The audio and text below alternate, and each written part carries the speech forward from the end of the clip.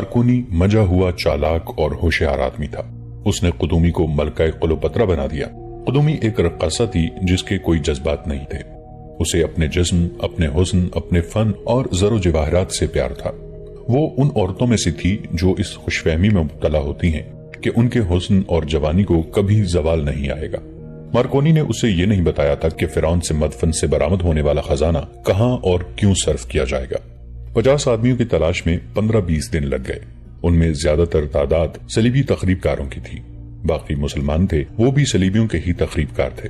सब ऊंटों पर सवार होकर काहिरा से निकल गए थे, लेकिन वो इकट्ठे रवाना न हुए। 3-3, 4-4 की टोलियों में मुसाफिरों और ताजिरों के रूप में निकले।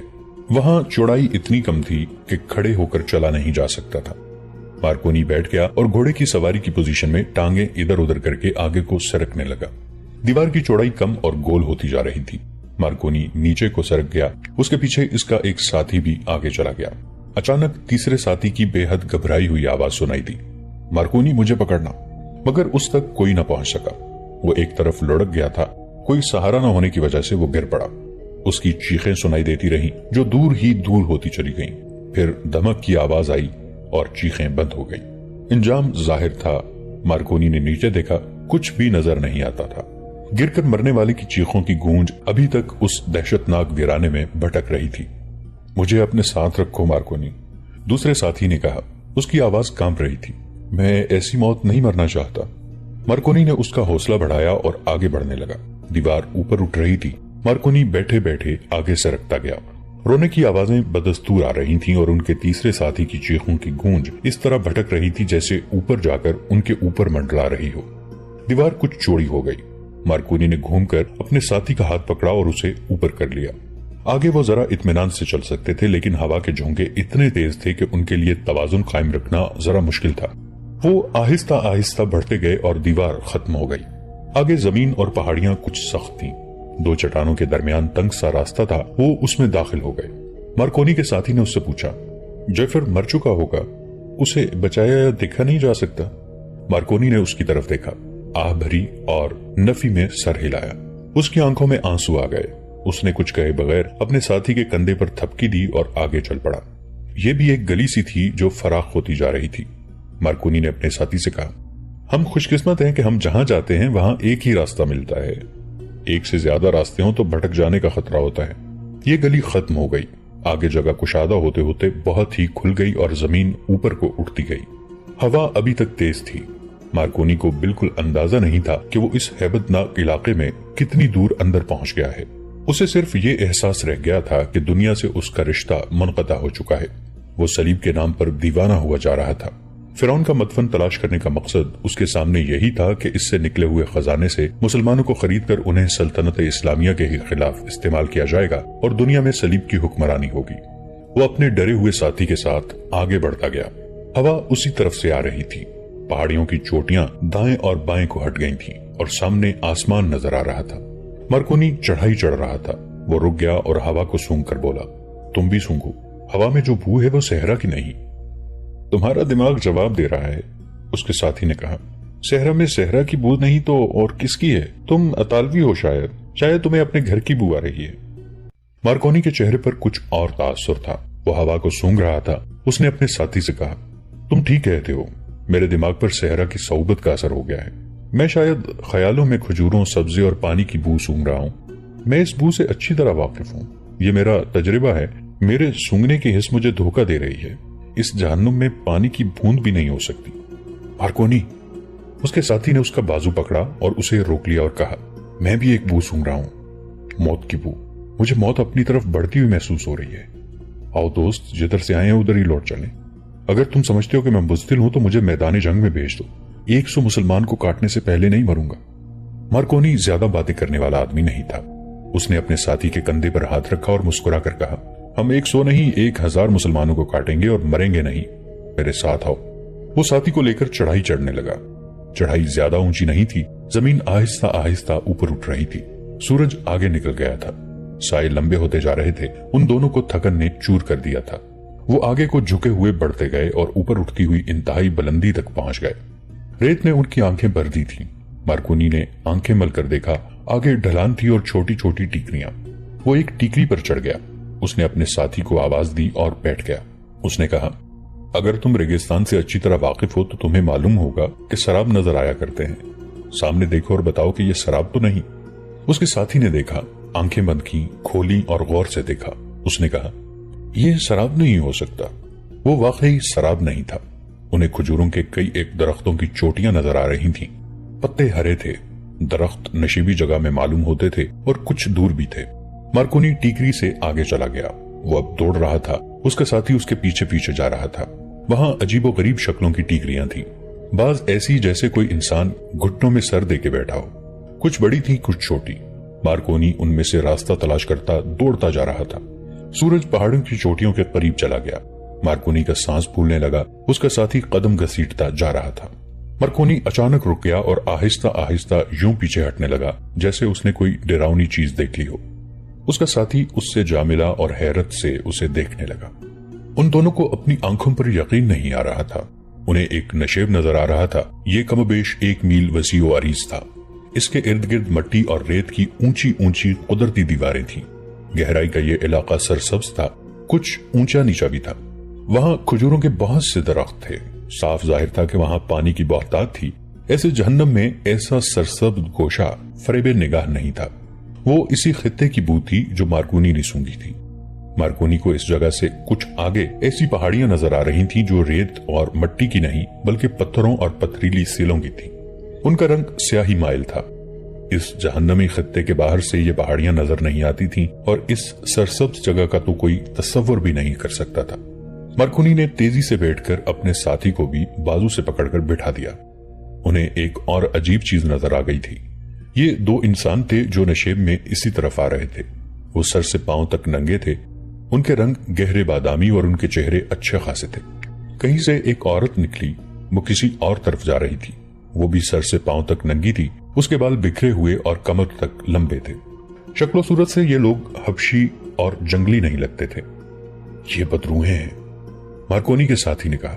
یہ انسان نہیں ہو سکتے مارکونی، سورج غروب ہونے والا ہے، اٹھو پیچھے کو بھاگ چلیں، رات کو یہ ہمیں زندہ نہیں چھوڑیں گے۔ مارکونی انہیں بدروہیں سمجھتے ہوئے بھی کہہ رہا تھا کہ یہ انسان ہو سکتے ہیں۔ وہ یقین کرنا چاہتا تھا کہ یہ کون لوگ ہیں۔ وہ ہوا میں اڑ نہیں رہے تھے، زمین پر چل رہے تھے۔ دور انہیں 3 بچے ایک دوسرے کے پیچھے بھاگتے دوڑتے نظر آئے۔ ان سب کی حرکتیں ایسی تھیں جن سے یقین ہو گیا تھا کہ یہ انسان ہے۔ مارکونی پیٹ کے بل سرکتا آگے چلا گیا۔ اس کا ساتھی بھی اس کے پہلو میں جا لیٹا۔ وہ جہاں لیٹ کر دیکھ رہے تھے وہاں کی دیوار عمودی نہیں کچھ ڈھلانی تھی اور ریت زیادہ تھی۔ مارکونی کے ساتھی نے غالباً اور آگے ہونے کی کوشش کی یا جانے کیا ہوا، وہ نیچے کو سرک گیا اور لڑکتا ہوا نیچے جا پڑا۔ وہاں سے اوپر آنا ممکن نہیں تھا۔ مارکونی پیچھے کو سرک کر ایک ایسی ٹیکری کی اوٹ میں ہو گیا جہاں سے وہ نیچے دیکھ سکتا تھا۔ یہ ڈھلان جہاں سے سلیبی گرا تھا 30-40 گز اونچی ہوگی۔ مارکونی نے اپنے ساتھی کو اٹھتے دیکھا۔ وہ ڈھلان پر چڑھنے کی کوشش کرنے لگا۔ مارکونی اس کی کوئی مدد نہیں کر سکتا تھا۔ وہ 2 ننگے آدمی جو اس کی طرف آ رہے تھے دوڑ پڑے۔ مارکونی نے انہیں اوپر سے دیکھ لیا، اس کے ساتھی نے نہ دیکھا۔ مارکونی اسے آواز نہیں دے سکتا تھا کیونکہ وہ ظاہر نہیں کرنا چاہتا تھا کہ وہاں کوئی اور انسان بھی ہے۔ ان 2 آدمیوں نے مارکونی کے ساتھی کو پیچھے سے دبوچ لیا۔ اس کے پاس خنجر تھا اور ایک چھوٹی تلوار بھی، مگر ہتھیار نکالنے کا موقع نہ ملا۔ ان آدمیوں نے اسے نیچے گرا لیا۔ وہ عورت جو کہیں جا رہی تھی دوڑتی آئی۔ ادھر سے بچے بھی آ گئے۔ انہوں نے اپنی زبان میں کسی کو پکارا۔ معلوم نہیں کہاں سے 10-12 آدمی جو سب ننگے تھے دوڑتے آئے۔ ایک نے مارکونی کے ساتھی کی کمر سے تلوار نکال لی، اسے گرا لیا اور مارکونی نے دیکھا کہ تلوار سے اس کے ساتھی کی شہرگ کاٹ دی۔ سب آدمی ناچنے لگے۔ وہ کچھ گا بھی رہے تھے اور ہنس بھی رہے تھے۔ اتنے میں ایک ضعیف العمر انسان آ گیا۔ اس کے ہاتھ میں اپنے قد جتنا لمبا عصا تھا۔ اسے دیکھ کر سب ایک طرف ہٹ گئے۔ یہ بوڑھا بھی ننگا تھا۔ اس کے عصا کے اوپر والے سرے پر 2 سانپوں کے پھن بنے ہوئے تھے۔ یہ فرعون کا امتیازی نشان ہوا کرتا تھا۔ بوڑھے نے مارکونی کے ساتھی کے جسم کو ہاتھ لگایا۔ وہ اب تڑپ نہیں رہا تھا، مر چکا تھا۔ بوڑھے نے ایک ہاتھ ہوا میں بلند کیا اور آسمان کی طرف دیکھ کر کچھ کہا۔ تمام ننگے انسان جن میں چند ایک عورتیں بھی تھیں اور بچے بھی سجدے میں گر پڑے۔ بوڑھا ابھی تک کچھ بول رہا تھا۔ اس نے ہاتھ اوپر کیا اور سب سجدے سے سر اٹھا کر کھڑے ہوئے۔ بوڑھے کو ڈھلان کی طرف اشارہ کر کے بتایا جا رہا تھا کہ یہ آدمی ادھر سے نیچے آیا ہے۔ بوڑھے کے اشارے پر وہ لوگ مارکونی کے ساتھی کی لاش کو اٹھا لے گئے मार्कोनी को ये खतरा नजर आने लगा कि ये पुरअसरार इंसान ऊपर आकर हर तरफ देखेंगे कि नीचे गिरने वाले के साथी भी ऊपर होंगे। वो कुछ देर वहीं से नीचे देखता रहा, फिर सूरज गुरूब हो गया। मार्कोनी ने मौत को कबूल कर लिया और फैसला कर लिया कि वो इस जगह और इन लोगों के भेद को पाने की कोशिश करेगा। उसने एक हाथ में खंजर और दूसरे हाथ में छोटी तलवार ले ली और इधर उधर देखता एक और समत चल पड़ा। शाम अंधेरी होती जा रही थी। वो ऊपर ही ऊपर से उस तरफ जा रहा था जिस तरफ वो उसके साथी को लेकर गए थे। वहां कोई आहट और कोई आवाज नहीं थी, डरावना सा सुकूत था। वो दाएं बाएं और पीछे देखता आगे ही आगे चलता गया। वो नशेब की गोलाई के साथ साथ जा रहा था। उसे धीमी धीमी आवाजें सुनाई देने लगी। जब ये आवाजें बुलंद हुई तो ये नाचने और गाने का तरन्नुम और हंगामा था। वो इन आवाजों की समत गया तो उसे एक और मंजर नजर आया। बाएं तरफ एक वसी नशेबी जगह थी, कई मशलें जल रही थीं। वहां भी सब्जा था। इस जगह पर कमोबेश 25 मर्द, औरतें और बच्चे आहिस्ता आहिस्ता नाच और गा रहे थे। उनके दरमियान बहुत सी आग जल रही थी। उसके जरा ऊपर एक इंसानी लाश सर और पांव से बांधकर जमीन के मुतवाजी लटकाई हुई थी।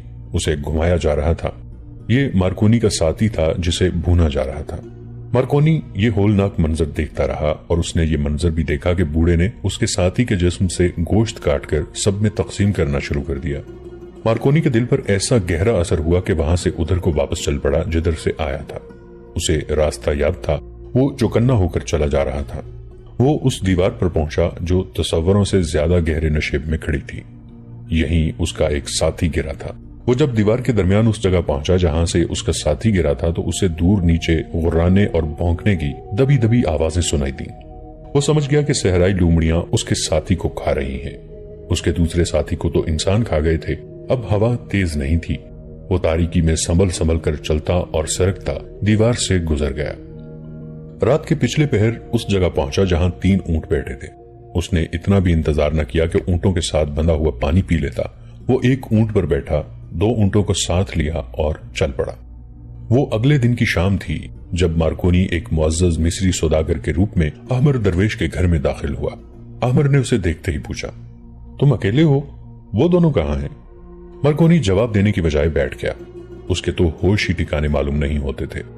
उसने अहमर को अपने सामने बिठा लिया और उसे एक एक लम्हे लम्हे और एक एक कदम की रोइदाद सुनाई। अहमर को मार्कोनी के 2 साथियों के मरने का जर्रा भर भी अफसोस न हुआ। उसने जब सुना कि एक साथी को नंगे आदमखोरों ने खा लिया है तो उसने खुशी से उछलकर पूछा, क्या तुमने अपनी आंखों से देखा था कि उनमें से किसी के भी जिस्म पर कपड़ा नहीं था? बूढ़े के असा पर 2 सांपों के फन तुमने देखे थे? तुमने अच्छी तरह देखा था कि उन लोगों ने हमारे आदमी का गोश्त खा लिया था। मैं ख्वाब की बातें नहीं सुना रहा, मार्कोनी ने झंझला कर कहा। मुझ पर जो बीती है वो मैं सुना रहा हूं। मैंने ये अपनी आंखों से देखा है जो सुना रहा हूं। फिरौन भी यही सुना रहे हैं जो तुमने सुनाया है। अहमर दरवेश ने उठकर मार्कोनी के कंधों पर हाथ रखा और उसे मसरत की शिद्दत से झंझोड़ते हुए कहा, तुमने भेद पा लिया है मार्कोनी। यही हैं वो लोग जिनकी मुझे तलाश थी। यह कबीला 16 सदियों से वहां आबाद है। ये लोग सोच भी नहीं सकते थे कि जमाना उन्हें इंसान का गोश्त खाने पर मजबूर कर देगा। तुम ये तहरीरें नहीं पढ़ सकते, मैंने पढ़ ली हैं।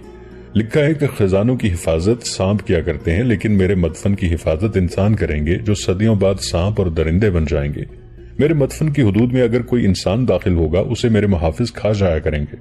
वक्त और जमाना उन्हें नंगा कर देगा, लेकिन मैंने जहां अपना दूसरी दुनिया का घर बनाया है वो जगह इनकी सतरपोशी करेगी।